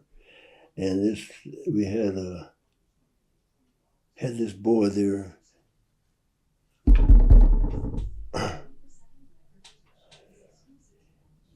He was one of them pretty boys. He's about the color of this, but he was good. He was good looking. Them white gals liked him. So this teacher went down to the principal and said, "What are we going to do about these kids mixing?" So they called me in. What are we going to do? I said, "We're not going to do a damn thing." I said, "That's not our business." I said, "That's not my business." I said, I don't get involved in stuff like that. But that finally ironed itself out. And that was one incident. We had little incidents like that. Had one teacher, she was always in your business. She was going to tell you how to cow eat the cabbage. I had this little girl that she wouldn't come to school. I was in attendance at that time. She'd come when she got ready. So the deal was, after a period of time, you send her back to home school. So I got it organized so she could go back to home school. This teacher, she intervened. No. So they formed a little committee to look at what I had done. So I knew what the decision was going to be. It was going to be to keep her there at school. So they kept her at school. I said, "Okay, all right, that's fine with me." A couple of weeks later, that woman met that girl on the steps, said something to her. I don't know what she said, but she upset her. The girl cursed out. And here comes the teacher. "Orlando, You can send her back to her own school now. I said, no, you go to your committee. I did what I was supposed to do, and you fought it. Now you go to your committee and get her. The girl stayed there the rest of the year because she didn't go back. She took that whipping. The girl cursed out. I laughed. I laughed at her, but she never bothered me again about that. You know, but So just little crazy things like that. You know, kids coming in from things are different, but as soon as you settle, everything mellowed out over time, a period, and yeah.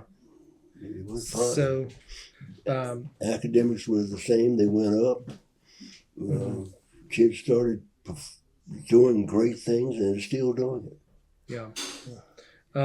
So by the time you leave there, you're made assistant principal At Washington, and then a job opportunity comes up at McClain. McClain. At McClain. So yeah. so tell me about how you ended up with that job. What made you apply for it? I didn't apply for it until I was told to. Okay.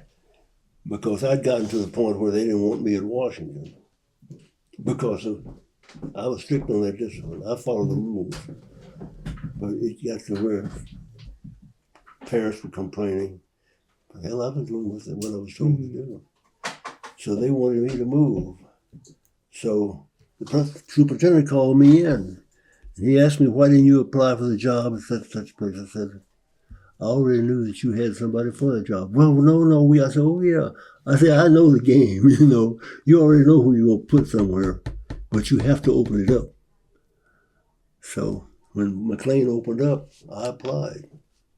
There was a guy there at that time who had transferred from Washington, a science teacher, math teacher. His name was Nicholas Ritter. He had been over one of the big Catholic schools here in Tulsa. And he was smart as they come. But he fell in love with a gal. So he got out of the priesthood, gave it up. Became a teacher at Washington in math. And then they transferred him to McClain. He was there when I got there. He should have been principal when I was. He should have been. But they made him assistant principal, so okay. And I started working with him, and he started pointing out problems at Washington, you know, at McClain, that I should try to deal with. And we got together, we dealt with them as best we can. It was, that first year was hell.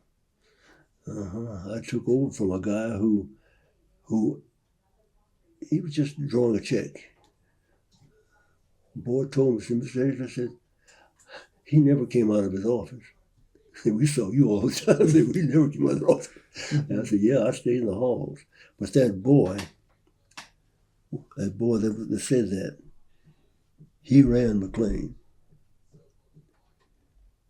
And he wasn't that big, but he was tough enough that he ran McClain. And I know by the time you were there, that was another school that was going through a big demographic shift. It was what was historically a white area or school that you had a lot more black students attending, right? McClain, right? McClain, yeah. By that time, it was kind of shifting from being all white to being kind of mixed, and so it was mixed. It was mixed. So, and this guy ran McClain. He was pure thug. Appeared to be smart. I called him in my office. I said, I understand you run the school. I said, your days are over. I run it now. I said, but I do need you to help me straighten some things out around here. And he sat there and he looked at me. I said, you understand what I'm saying? Yes, sir. I never saw him again. Never saw him again. Last year they had a school reunion in Oklahoma City, in Dallas. McClain, Central, Rogers and Washington. And he invited me down. So I go. And we were talking, he said, it hadn't been for you, he said, I never would have finished school. And guess what? He's a millionaire. That sucker. That sucker gun boy went down there, bought property, owned some stores. He's a millionaire. He says, I'm a millionaire now. Wow. He said, but if it hadn't been for you, I never would have finished school. I said, you don't know what's going to happen to a kid. Mm-hmm. But McClain finally mellowed down. The first day I had to call the police. I had an assistant principal who wouldn't. Don't do that, Hazley. No, we don't. I said, call the police. The bell had sounded. There was a bunch of kids out in the parking lot around their cars. I called the police. They came in on them. And I went out. I said, you have a choice. You go home or go to class or go to jail. Take your choice. Never had that problem again. Just like that, it's gone. But I had that kind of problem in McClain for that year. It was hell, fighting. I mean, they fight. Mm-hmm. The girls would fight over boys. I'd call them in. I said, well, let me tell you something. The boys, I would tell them, you got to be careful how you fight with other boys. I said, you may end up marrying his sister. Oh, no. I said, you don't know. Life is strange. You don't know. The girls, they'd come in. I said, now you girls are fighting each other. I said, while you're fighting one another, that old boy's got him another gal around the corner. And boy, they hated me. Mm-hmm. And one girl came back and said, Miss Enid, you're right. I said, hey, I know what's going on. These guys are playing you and you fighting each other. I said, you ought to join hands. Mm-hmm. You know, I said, you ought to become friends. Mm-hmm. But that's the kind of stuff I went over that stuff for about 2 years. And when they found out I was as crazy as they were, they leveled off. Mm-hmm. My problem were teachers. Really? I had some bad teachers. They were transferring teachers that were not functioning too well in other schools. They sent them to McClain. And my job at that time was not, students started coming back to McClain. That's another thing. They started, and the education service system did not want that. They wanted kids, they were taking my kids out. Kids who were great students, they went someplace else. Mm. Kids who were great athletes, they were going to the other schools. And all of a sudden, when I went there, they were coming back in. They didn't like that. They were losing their top students and athletes. Yeah. So I lost favor with superintendent. And so you did too good of a job was the problem. Too good a job, yeah. Mm-hmm. But I had a guy here in town by the name of Sam Pegues' brother, mm-hmm. Julius Pegues. He was a wheeling dealer in this town. Now he told superintendent, don't bother Hazley. He's doing his job. And he kept me there. And I stayed there 8 years. And I went to the superintendent after he was so unhappy. I told him, I said, find me another job. Mm-hmm. You know. So I got out of that and went into truancy. Mm-hmm. And dealing with kids who were skipping school and all that. I went into that. And was working with the police and had a judge. That's where kids were truant and skipping school. And I started trying to get those kids back into school. And that I ended up doing that. That was my last go around. But he didn't want me there. And he moved me. He moved HJ. I never understood that. He moved FJ. And I started working under HJ. And HJ would tell me, Hazley, superintendent's going to call you in, give you a review to find out what you're doing. I was doing research in truancy. Went all the way back to Central High School, 1920. And I had this great, I built this paper on that. And I'll be damned. He called me in one day into a room just about as big as this one. He had all these people around the table. Some of them I didn't even know. To find out what I was doing, I laid it out for him. Told him back, city farmers, city leaders who were in school during that time. I looked at their academic work, and they dropped out of school. Some of them was 10th graders and 11th graders. But they were leaders in this town.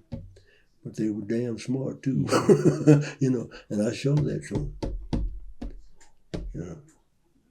And if the paper was about that thick.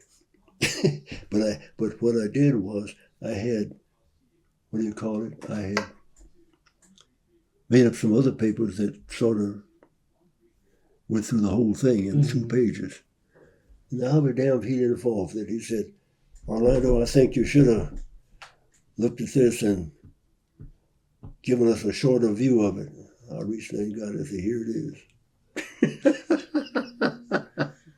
He never bothered me again. He never bothered me again. Wow. But that was my, I love teaching. And I should have stayed in the classroom. That's where the joy is. Yeah. So I wanted to ask, you were in administration for a while, and I wanted to ask, during the period of desegregating, you have white students coming in, you start overseeing white teachers. Were there ever any issues with just personnel, like managing people who weren't used to having like a black supervisor? Or well, if it was, I didn't recognize it as such. Because when I started being in that position, I moved into a school where there was some foul, bad people anyway. Yeah. Now, I was allowed to get rid of some of them, but not like I should have gotten rid of. There should have been more. They just weren't teaching. I went in one class one day, and the teacher had a head down on the desk. And I'm standing at the door, and she was throwing some spitballs at her. Bull like that. I had one teacher, she dressed marvelously.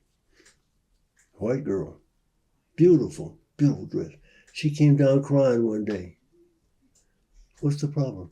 The kids are criticizing my dressing, the way I dress. I said, lady, she worked at a store where they sold it. I said, lady, please, the way you dress and you fall for that, you know, just little trivial stuff like that. But she had problems. Yeah. Of course, her husband had divorced her, or vice versa, and he got the kids. And he was a military man. And he stayed overseas all the time to keep those kids away from her. And that drove her crazy. It drove her crazy. I felt sorry for her like that, but she just, you know. I had some others like that. I had 2 teachers called it team teaching. And this other principal had fallen for that. But what they would do was, while you were teaching, I'd go out and feed the cattle. And vice versa, they did that. And Nicholas Ritter told me about that. He said, that's what they're doing. And I finally got rid of them. And one of them went out to Edison. It wasn't anything wrong with him except he was playing the game. He went out to Edison and became one of their best teachers. Silly, stupid stuff like that. And that goes on in systems. But they're protected and kept, you know, just, it's just, you have to live with it. Principals have to live with it. Well, I've had you here for probably about 2 hours now, so I want to start wrapping up because I appreciate how much time you've given me today.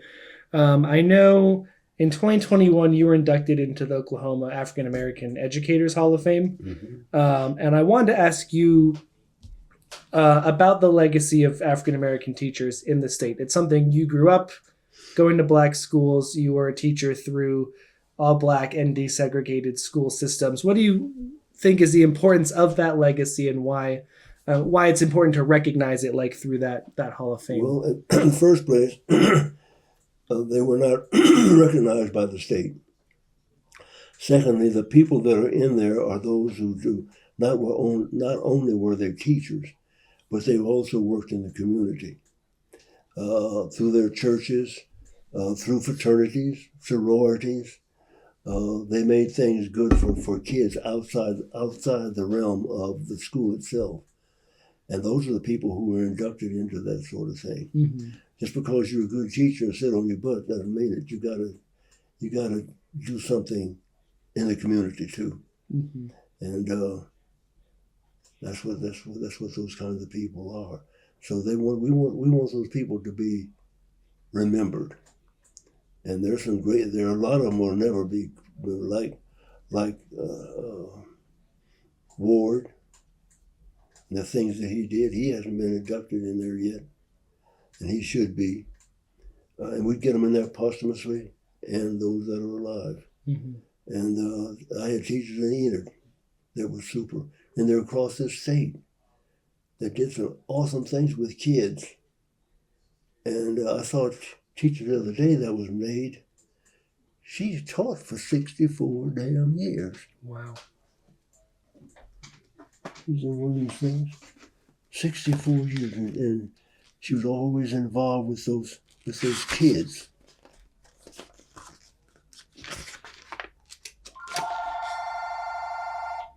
Her name was Lucille Hooks Turner. And that's the picture of her. She sure the hell don't look like that. she just barely gets around. Wow. 64 years, and she could just barely get around. That's not her original picture. That's not the way she looks now. Mm-hmm. But I was shocked at that. But there are a lot of these people, like a friend of mine, Robert Mays, who was a great football player in Washington. He was on 2 or 3 city boards other than teaching, and also was principal of junior high school. But he was just involved, and those are the kind of people we're looking for, and that's why this was developed. Mm-hmm. To recognize those people, because during segregation, the only strong things we had in the community was the church and the school. And teachers were our backbone, really. I don't see how, and they weren't making any damn money. So I don't know how they did it, but they did. And they produced some awesome students. Mm-hmm. They did. Really did.